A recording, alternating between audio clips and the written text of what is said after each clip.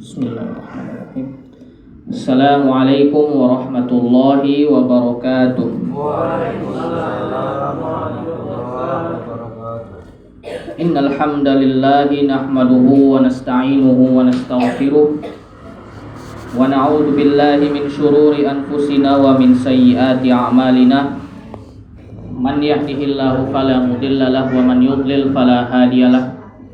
Wa asyhadu an la ilaha illallah wahdahu la syarika lah. Wa asyhadu anna Muhammadan 'abduhu wa rasuluhu alladzi la nabiyya wa la rasula ba'dah. Qala Allah Ta'ala fi kitabihil karim, ya ayyuhalladzina amanu taqullaha wa qulu qawlan sadida yuslih lakum a'malakum wa yaghfir lakum dhunubakum wa may yuti'illaha wa rasulahu faqad faza fawzan 'azima. Bapak-bapak dan ibu-ibu jamaah pengajian yang dirahmati oleh Allah Subhanahu wa taala, saya merasa mendapat kehormatan untuk mengisi pengajian pada malam hari yang berbahagia ini bersama dengan Bapak Ibu sekalian,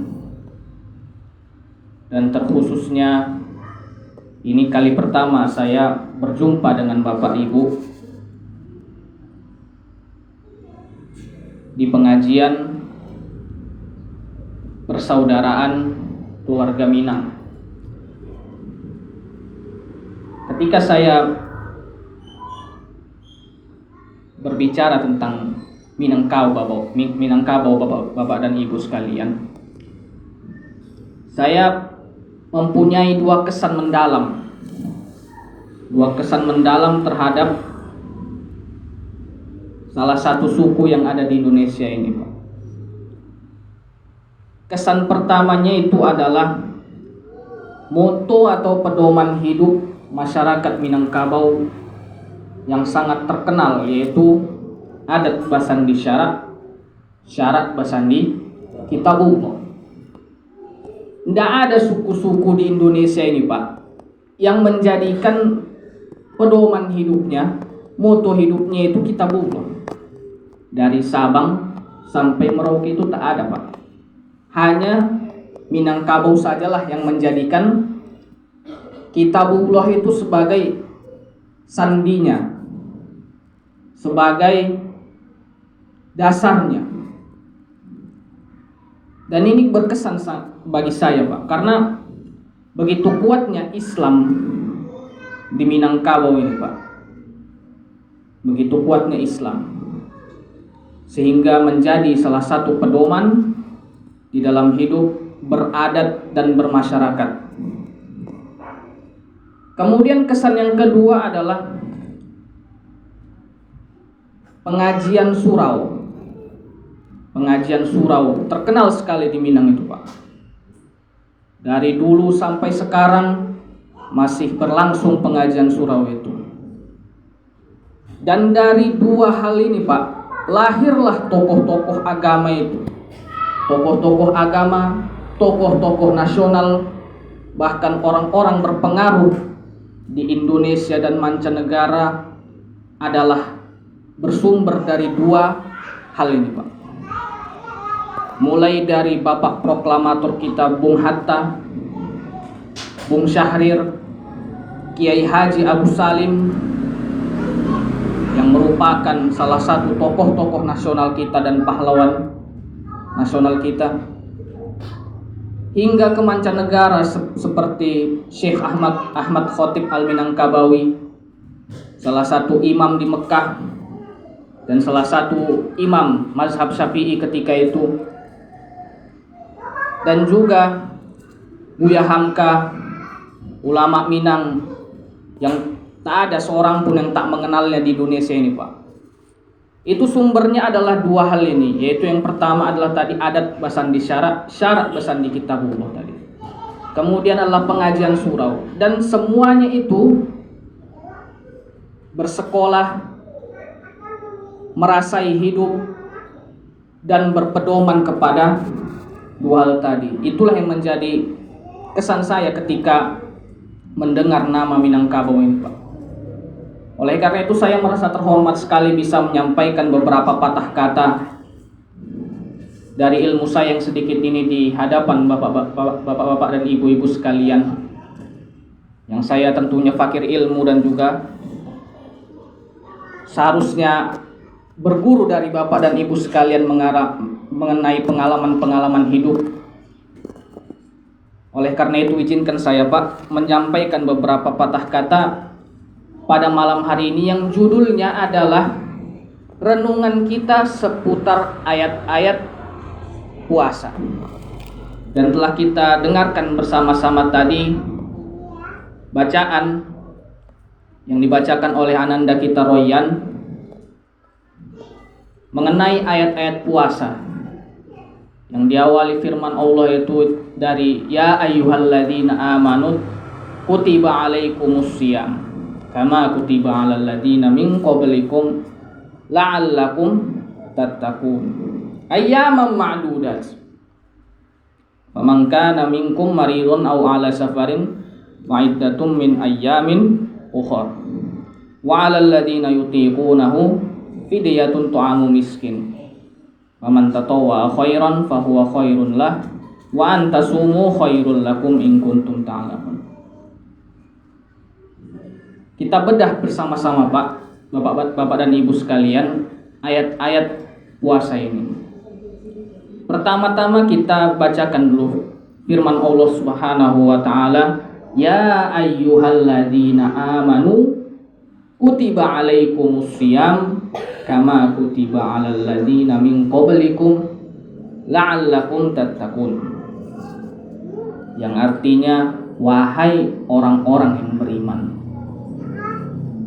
telah diwajibkan atas kalian itu puasa, sebagaimana juga diwajibkan atas kaum-kaum dan umat-umat yang terdahulu.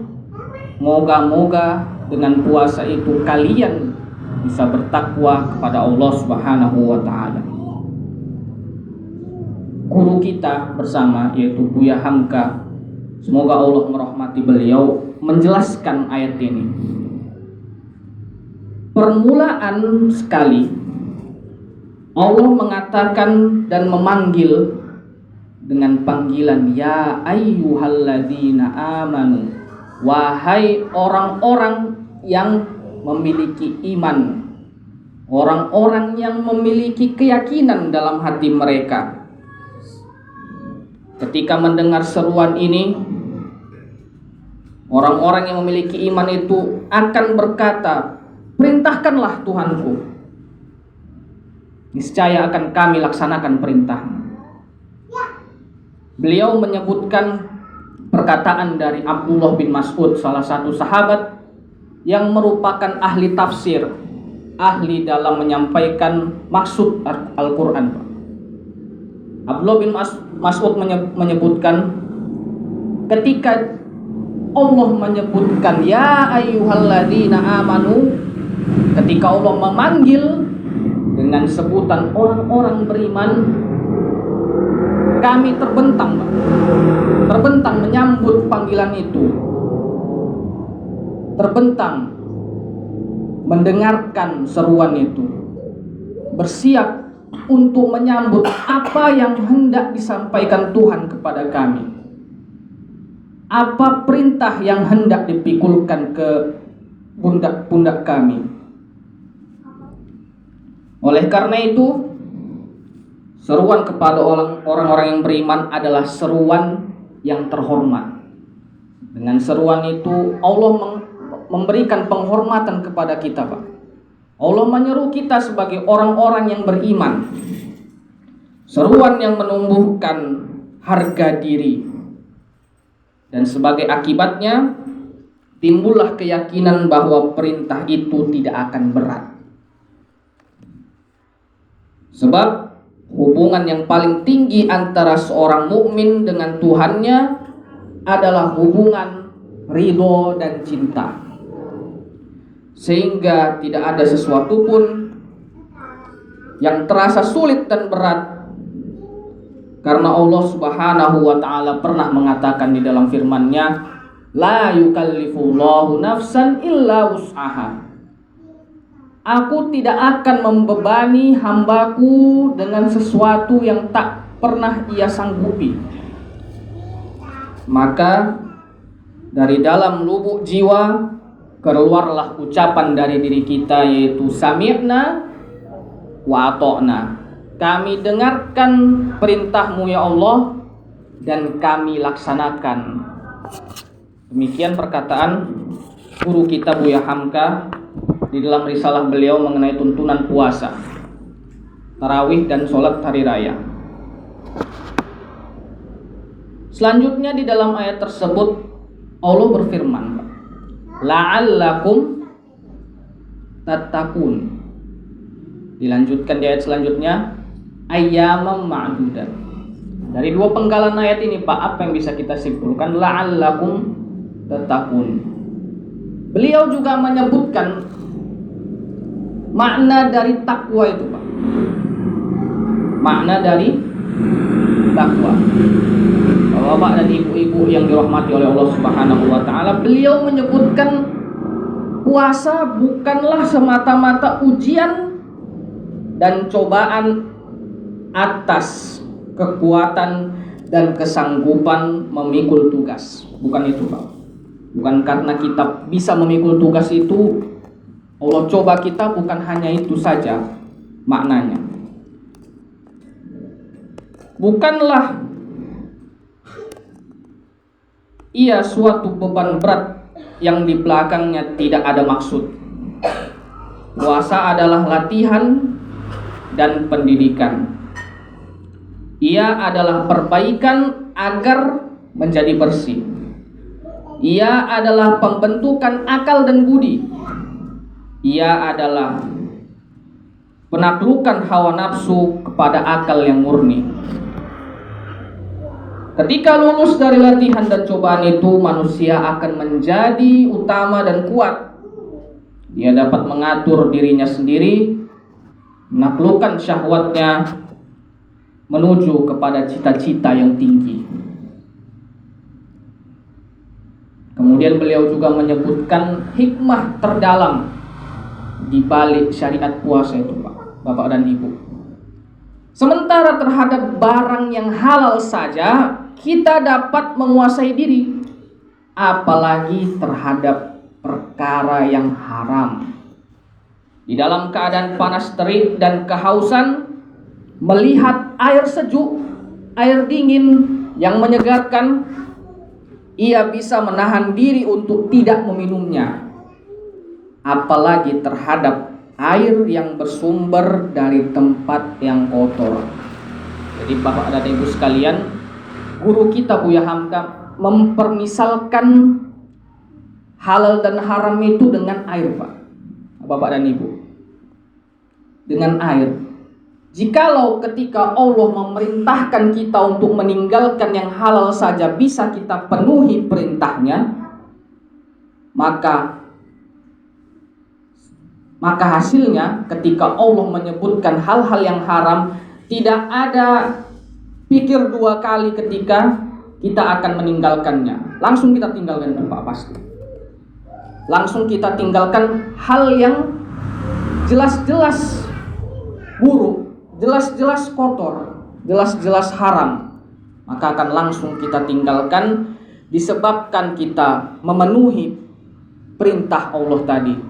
Ketika Allah melarang kita dari yang halal saja kita penuhi, apatah lagi ketika Allah menyuruh kita meninggalkan yang haram. Inilah arti dari la'allakum tattaqun. Inilah makna dari semoga kalian itu bertakwa.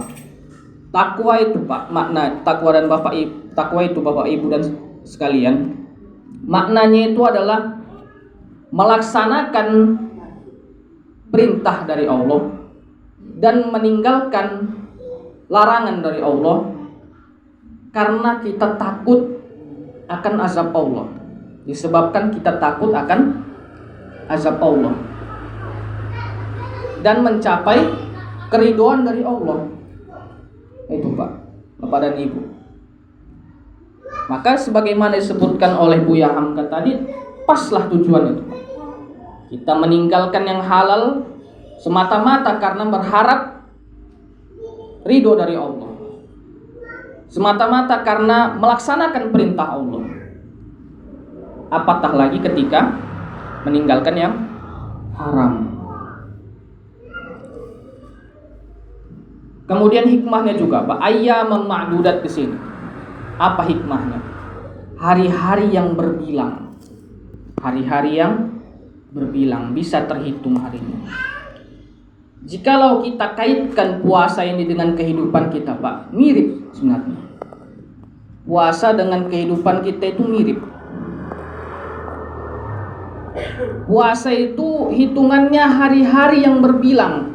Ada awalnya, ada akhirnya. Bisa dihitung sebanyak 29 atau 30 hari. Hidup kita itu, Pak, Bapak dan Ibu juga demikian. Ada awal, ada akhir. Dan ada umur yang bisa dihitung. Tidak ada orang-orang yang mencapai umurnya itu 100 kecuali sedikit di antara kita ini, Pak. Hari-hari yang berbilang itu. Sebagaimana disebutkan oleh Al-Hasan Al-Basri. Beliau menyebutkan, antumul ayyam, kalian itu hanya kumpulan hari-hari. Apabila hari-hari itu telah berakhir atau telah terbenam matahari di hari tersebut, hilanglah sebagian dari diri kalian. Jadi kita ini, Pak, Bapak dan Ibu, adalah kumpulan hari. Lembaran kehidupan, kata orang. Lembaran kehidupan. Habis satu lembar, tinggal berapa lembar lagi lah dalam buku amal kita itu. Demikian. Hilang satu, hilang lagi satu, dan seterusnya hingga kita mencapai hari yang terakhir atau lembaran yang terakhir. Di dalam hari-hari yang berbilang itu, Pak, Bapak dan Ibu, kita menahan apa-apa yang Allah perintahkan untuk ditinggalkan dan mengerjakan apa-apa yang Allah perintahkan untuk dikerjakan. Begitu juga hidup kita ini, Pak, Bapak dan Ibu. Kita mengerjakan apa yang Allah perintahkan untuk kerjakan dan meninggalkan apa yang Allah perintahkan untuk dilakukan. Meninggalkan apa yang Allah perintahkan untuk ditinggalkan dan melaksanakan apa yang Allah perintahkan untuk dilaksanakan. Serupa, Bapak dan Ibu. Serupa dia. Puasa dengan kehidupan kita. Dan ketika puasa itu batasnya adalah mulai dari terbit fajar hingga terbenam matahari, kita menahan godaan untuk berbuka itu, Pak, Bapak dan Ibu. Begitu juga hidup kita ini, Bapak dan Ibu. Mulai dari bangun tidur sampai tidur lagi, itulah batas kita berpuasa dalam hari itu. Batas kita berpuasa dalam hari itu mulai dari bangun tidur sampai tidur lagi. Melaksanakan perintah Allah dan menjauhi larangannya. Berbukanya kapan? Kalau berbuka di bulan puasa itu, Bapak dan Ibu, ketika terbenam matahari. Namun berbuka ketika kita hidup ini adalah ketika kita menginjakkan kaki kita di surganya Allah Subhanahu wa ta'ala. Itulah berbuka yang hakiki, Bapak dan Ibu. Sebagaimana sabda Nabi SAW, "Lis-shaim farhatan." Bagi orang-orang yang berpuasa itu terdapat dua kebahagiaan. Kebahagiaan pertama itu adalah ketika dia berbuka puasa. Senang kita, Pak, mencicipi hidangan, mencicipi minuman ketika kita berbuka puasa. Bercengkrama dengan keluarga kita saat kita berbuka, senang kita. Dan kebahagiaan yang kedua adalah ketika kita berjumpa dengan Rabb kita. Itulah kebahagiaan bagi orang yang berpuasa, Bapak dan Ibu sekalian. Selanjutnya Allah berfirman, "Faman kana maridun aw 'ala safarin fa'iddatun min ayyamin ukhra. Wa 'alal ladzina yutiqunahu fidyatun ta'amu miskin. Faman tatawwa khairan fahuwa khairul lah wa antasumu khairul lakum in kuntum ta'lamun. Maka bagi siapa-siapa saja yang sakit atau dalam perjalanan, maka boleh mengganti puasa di hari-hari yang lain. Dan orang-orang yang merasa berat untuk melaksanakan puasa itu, maka bolehlah bagi dia untuk membayar fidyah, yaitu memberi makan orang-orang miskin. Dan barang siapa yang menambah hal-hal yang baik, maka itu menjadi kebaikan bagi dirinya.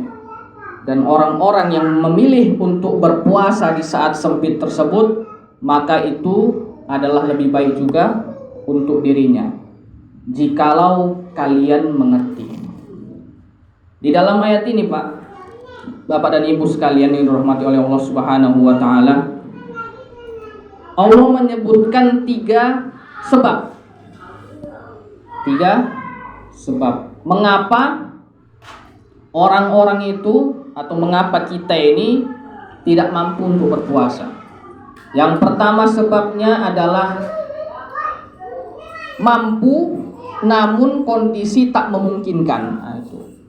Mampu secara fisik namun kondisi tak memungkinkan. Kapan itu Bapak dan Ibu? Ketika perjalanan safar. Secara fisik kita oke. Secara fisik kita baik-baik saja. Akan tetapi kondisi kita menyebabkan kita tak mampu untuk berpuasa. Contohnya lagi bagaimana? Yaitu ketika, ini untuk ibu-ibu, ketika datang bulan. Secara fisik mampu, tapi kondisi tidak memungkinkan karena datang bulan.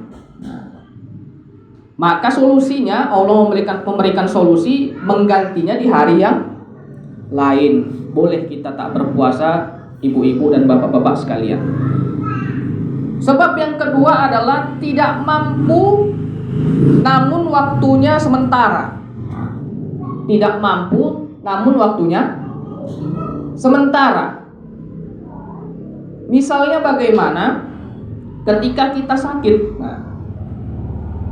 Ketika kita sakit yang mungkin bisa sembuh dalam hitungan hari atau hitungan minggu. Sebentar saja Pak sakitnya. Maka boleh bagi kita untuk tidak berpuasa, asalkan mengganti di hari yang lainnya. Kemudian nomor 3, apa sebabnya? Tidak mampu secara fisik maupun secara keadaan. Tidak mampu secara fisik maupun secara keadaan. Nah, ini dua-duanya tak mampu ya. Yaitu sebagaimana contohnya adalah orang yang telah lanjut usia dan menderita penyakit. Nah, sudah lanjut usia dan menderita penyakit yang kalau dia berpuasa menyebabkan badannya itu melemah. Atau juga orang yang masih muda tapi menderita penyakit yang kronis atau parah, sehingga kalau dia puasa itu menyebabkan bahaya pada tubuhnya. Itu boleh kita tidak berpuasa, ibu-ibu dan bapak-bapak sekalian. Atau contohnya juga pernah kejadian gitu, atau pernah terjadi ketika ada orang di daerah kutub, Bapak dan Ibu, kutub bumi itu, di utara maupun di selatan, ada kondisi di mana 6 bulan itu terang terus dan 6 bulan itu gelap terus. 6 bulan terang, 6 bulan gelap.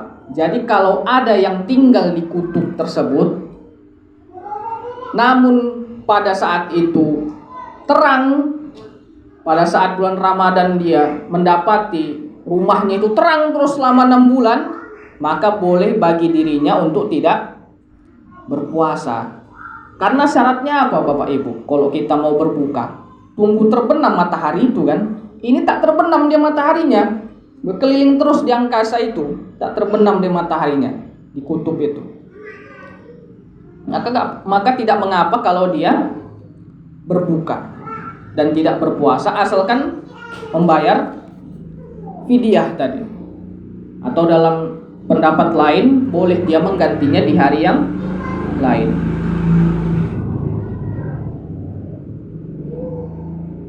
Kemudian Allah Subhanahu wa taala berfirman, "Syahrul Ramadan alladzi unsila fihil Qur'an hudal linnasi wa bayyinatin minal huda wal furqan." Bulan Ramadan adalah bulan di mana Al-Qur'an itu diturunkan sebagai petunjuk bagi manusia sekalian dan penjelas bagi petunjuk yang terdapat dalamnya, dan juga sebagai pembeda antara yang hak dengan yang batil. Ramadan adalah bulan Al-Quran, Bapak dan Ibu sekalian. Di dalamnya Allah turunkan Al-Quran, yang dalam suatu riwayat, dalam suatu hadis, diturunkan dari Sidratul Muntaha menuju suatu tempat di langit pertama yang namanya Baitul Ma'mur. Baitul Izzah, afwan, Baitul Izzah. Allah turunkan di situ. Kemudian secara bertahap diturunkan selama periode nubuwah atau periode diutusnya Nabi Muhammad SAW secara bertahap. Dan diturunkan di satu malam yang malamnya itu lebih baik daripada 1000 bulan, yaitu malam Lailatul Qadar. Guru kita Buya Hamka menyebutkan perihal ayat ini. Kaum muslimin yang memaknai puasa secara mendalam tak akan lepas dari tangannya Al-Quran itu. Maknanya Pak, kita membaca Al-Quran tak lepas-lepas dari tangan kita, sebagaimana kita saat ini menggenggam HP kita. Itulah orang-orang yang mendalam makna puasa dalam dirinya. Entah berapa kali dia khotam selama Ramadan, tak terhitung Pak. Saking seriusnya dia membaca Al-Quran. Kemudian beliau melanjutkan dengan sebuah pertanyaan, mengapa Allah memilih bulan Ramadan itu sebagai bulan latihan kita, sebagai bulan khusus di mana kita berpuasa, Bapak dan Ibu? Beliau menyebutkan pada bulan Ramadan itulah wahyu pertama diturunkan, yaitu Iqra bismi rabbikal ladzi khalaqal insana min 'alaq, Iqra wa rabbukal akram alladzi 'allama bil qalam 'allamal insana ma lam ya'lam. Wahyu pertama turun dan ibu-ibu. Pada bulan Ramadan itulah umat Muhammad berkomunikasi dengan langit, di mana Allah menurunkan wahyu pertama dan hingga seterusnya berkomunikasi, berinteraksi dengan langit. Hidup jahiliyah berganti dengan tauhid. Maka tepatlah pada bulan itu ditetapkan agar kaum muslimin jangan berpisah dengan Al-Quran. Justru disunahkan juga untuk menghidupkan 10 hari terakhir bulan Ramadan, karena di waktu-waktu itulah datang Lailatul Qadar, malam yang jika beribadah di waktu tersebut sama dengan nilai ibadah selama 1000 bulan. Bapak-bapak dan ibu-ibu sekalian yang dirahmati oleh Allah Subhanahu wa taala, ketika kita dianugerahi oleh Allah Subhanahu wa taala nikmat yang besar berinteraksi dengan Al-Quran di dalam setiap hari kita, mampu mengkhatamkan Al-Quran sebanyak 1 kali minimal 1 bulan, maka di bulan Ramadan ini marilah kita tingkatkan intensitas kita, tingkatkan kuantitas kita dan kualitas kita dalam membaca Al-Quran. Kita manfaatkan setiap saat dalam bulan Ramadan itu untuk membaca dan berinteraksi dengan Allah Subhanahu wa taala melalui bacaan kita terhadap firman-Nya. Selanjutnya, Allah Subhanahu wa taala menyelipkan di ayat-ayat tentang puasa ayat mengenai doa. Kita perhatikan Bapak dan Ibu sekalian. Mengapa Allah menyelipkan di antara ayat-ayat puasa itu sebuah ayat berkenaan dengan doa? Wa idza sa'alaka ibadi anni fa inni qarib ujibu da'watad da'i idza da'an falyastajibu li wal yu'minu bi la'allahum yarshudun. Apabila hambaku bertanya perihal diriku, maka jawablah, aku ini dekat, aku ini menjawab doa-doa kalian. Falyastajibu li, maka mintalah permohonan doa kepadaku. Wal yu'minu bi, dan berimanlah hanya kepadaku. La'allahum yarshudun, maka kalian niscaya akan ditunjuki jalan keselamatan.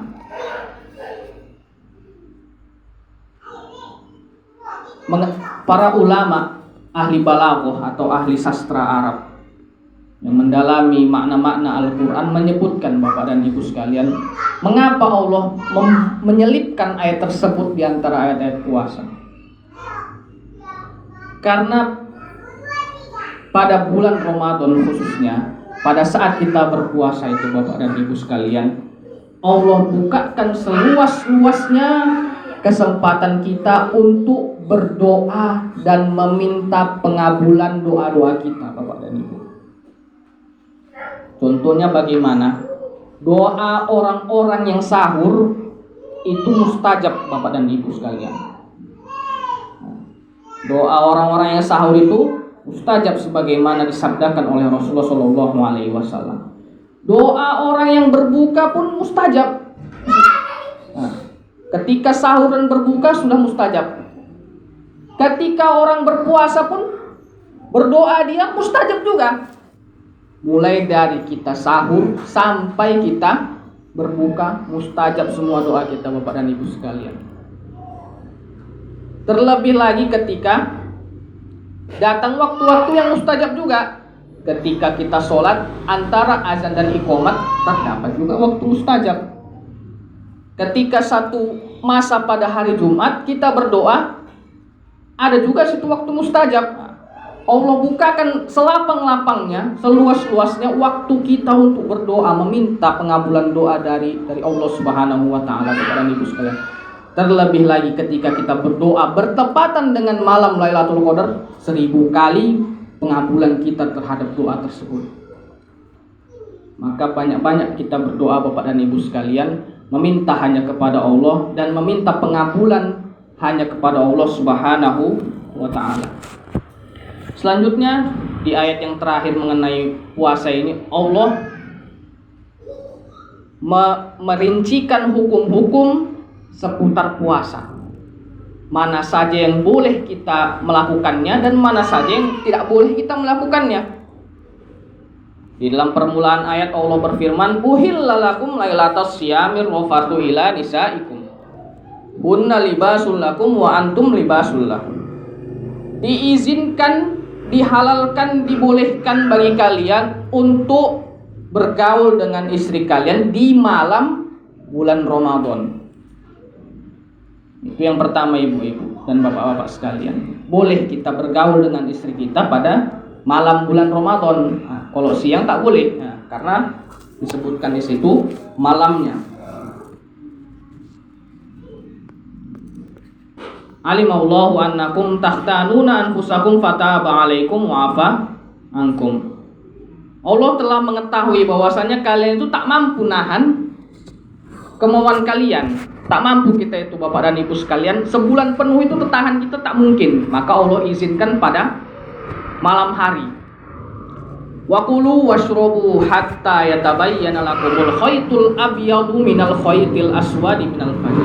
Maka makanlah dan minumlah kalian di malam hari itu hingga terlihat jelas antara fajar shadiq terbit fajar hingga wakulu washrobu hatta yatabayyana lakumul khaytul abyadu minal khaytil aswadi minal fajar. Terlihat jelas fajar itu, yaitu masuknya waktu subuh. Tsumma atimmus siyama ilal lail, dan sempurnakanlah puasa itu sampai masuk waktu malam, yaitu ketika masuk waktu maghrib, azan maghrib. Wala tubashiruhunna wa antum akifuna fil masajid, dan janganlah kalian mempergauli istri-istri kalian ketika kalian iktikaf di dalam masjid. Tilka hududullah fala ta'taduha, dan itulah batasan-batasan yang Allah sebutkan, janganlah kalian melampauinya. Nah, itulah ayat-ayat yang Allah sebutkan di dalam Al-Quran perihal puasa, Bapak dan Ibu sekalian. Adapun mengenai fikihnya, saya sebutkan secara ringkas saja ya Bapak dan Ibu, karena sudah sering kita dengar dan kita ulang kaji mengenai fikih puasa ini, terutama di awal-awal atau sebelum masuk bulan Ramadan. Yang terlarang itu, maksudnya rukun puasa itu ada ringkasnya, ada 3 Bapak dan Ibu. Ringkasnya ada 3. Yang pertama berniat. Nah, berniatnya itu kapan? Sebagaimana disebutkan oleh Al-Imam Al-Baihaqi, man lam yabit as-siyama falaysa lahu siyam. Maka barang siapa yang tidak memalamkan niatnya, maka tidak ada puasa baginya. Jadi niat itu pada malam hari awal bulan Ramadan atau malam hari setiap kita mau puasa Ramadan, Bapak dan Ibu sekalian. Nah, disebutkan juga oleh Al-Imam An-Nawawi di dalam kitab Rawdatul Thalibin bahwasanya tidak sah puasa seorang mukmin itu kecuali dengan disertai niat, mesti berniat. Dan disebutkan juga oleh beliau wa mahalluhal qalb, dan tempat niat itu adalah di dalam hati. Jadi berniat itu dalam hati, Pak. Nah, melapaskannya itu boleh-boleh saja, tapi tak wajib. Nah, yang wajib itu berniat iktikad di dalam hati. Nah, meskipun kita ucapkan tak beriktikad di dalam hati, tak sah juga puasa kita. Nah, kita ucapkan saya niat puasa, tapi dalam hati malas sekali aku puasa. Itu batal puasanya. Nah, tak sah dianya. Jadi mesti hati itu bersesuaian dengan mulut, dan mulut itu bersesuaian juga dengan hati. Tak boleh berbeda.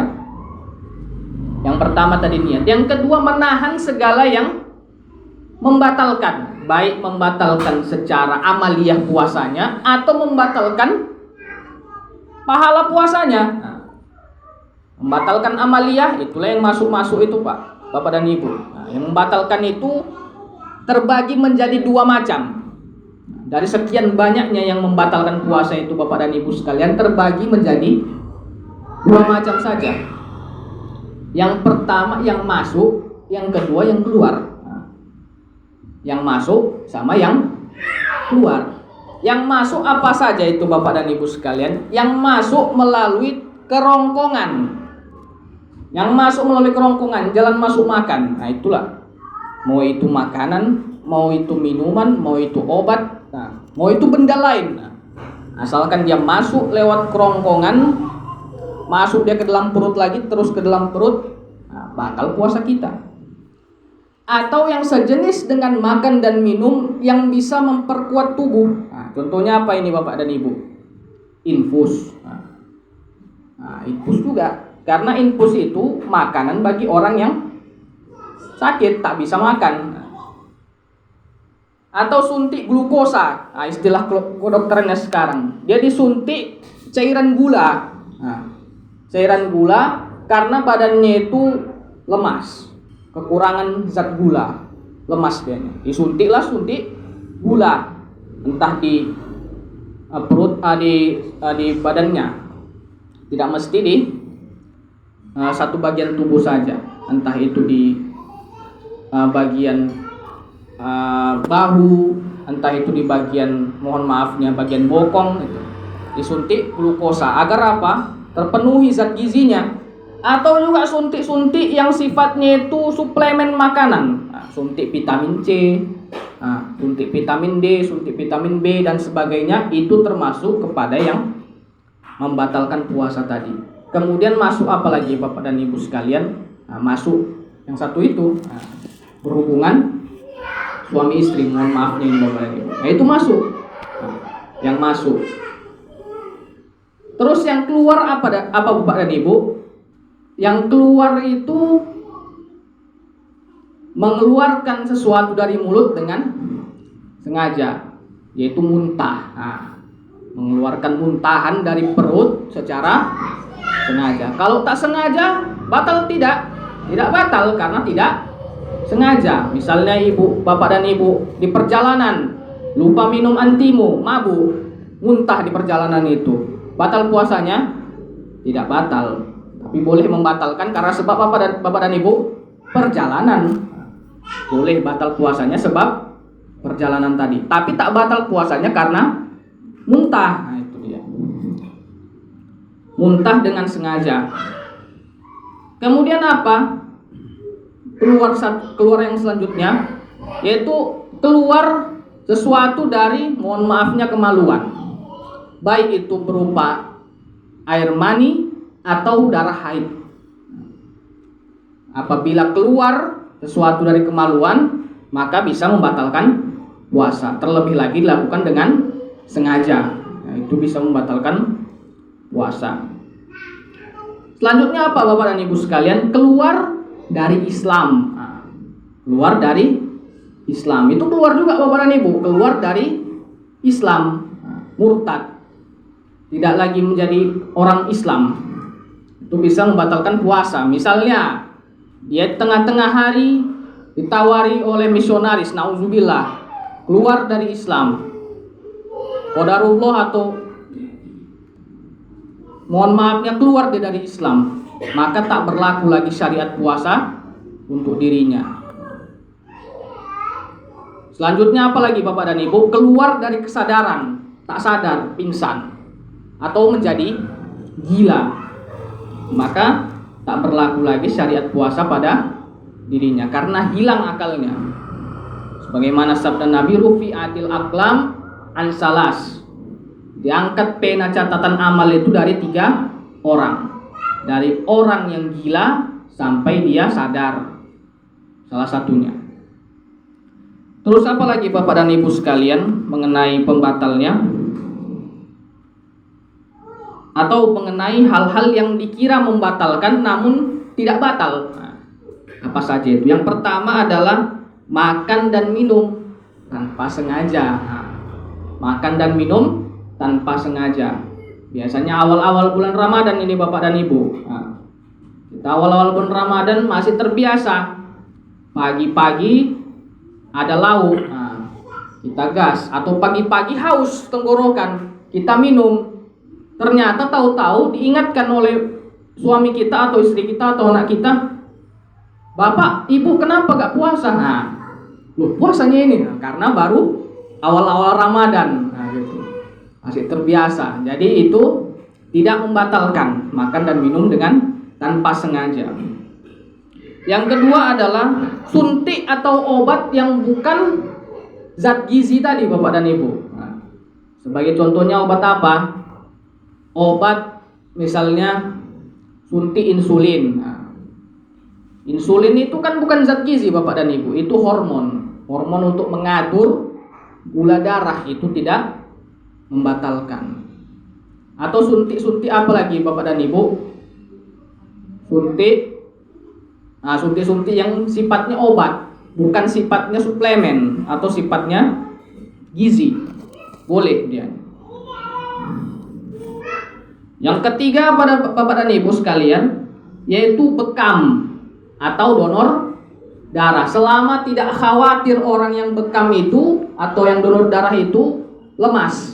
Jadi boleh Bapak dan Ibu sekalian minta untuk dibekam, terutama sama ustadz kita ini. Insya Allah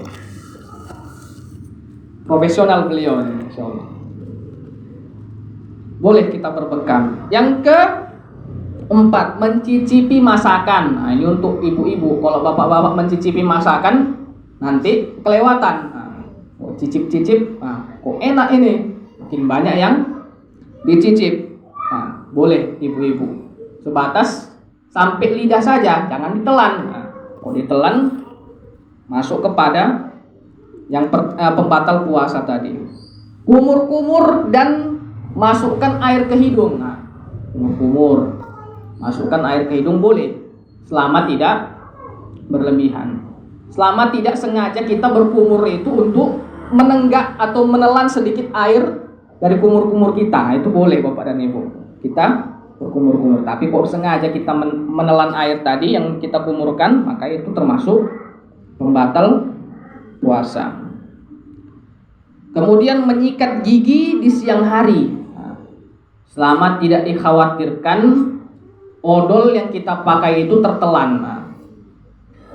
Kita sikat gigi kita, jangan sampai terlalu dalam sehingga odol yang kita gunakan itu bisa berpotensi untuk tertelan. Kemudian yang tadi muntah tanpa sengaja. Muntah tanpa sengaja. Yang ketujuh, menelan sesuatu yang tak mungkin bisa dihindari. Contohnya apa Bapak dan Ibu? Contohnya adalah ketika gusi kita berdarah. Nah, ketika gusi kita berdarah, ada darahnya, tak mungkin kita keluarkan semua. Nah, ada pasti yang tertelan. Nah, darah yang tertelan itu insya Allah dimaafkan, tak mengapa tertelan kita. Atau kita batuk kita berdehem, keluar dahaknya sampai kepada lidah, kita telan lagi tak masalah. Atau ingus kita sedot-sedot, mohon maafnya lah ini, kita sedot-sedot, masuk dia ke kerongkongan, tertelan kita, itu tidak mengapa. Atau kalau kita misalnya habis makan sesuatu yang bisa sangkut di gigi, contohnya apa ini Bapak dan Ibu? Daging-dagingan atau sayur-sayuran yang berserat, itu biasanya sangkut-sangkut di gigi. Atau cabai, itu bisa berpotensi sangkut di gigi. Itu pun kalau kita rasa-rasa saja, kita raba-raba pakai lidah, rupanya tertelan, itu tidak membatalkan. Tapi jangan pula kita congkel-congkel, selilitan kita, atau ada sangkut di gigi kita itu sesuatu, kita congkel pakai tusuk gigi, kita lihat, kita masukkan lagi ke dalam, itu tidak boleh, bisa membatalkan puasa. Kemudian tetes mata dan tetes telinga, boleh kita Bapak dan Ibu. Tetes mata, misalnya mata kita kering, merah, boleh tetes mata. Telinga kita berdengung, sakit, boleh kita tetes telinga. Kemudian yang terakhir, mandi atau mendinginkan tubuh. Berendam, boleh kita berendam atau mandi untuk mendinginkan tubuh kita. Mungkin ini saja yang saya sampaikan Bapak dan Ibu sekalian. Semoga ini menjadi ilmu yang bermanfaat bagi kita semua. Insya Allah kita lanjutkan ke sesi muzakarah. Ya.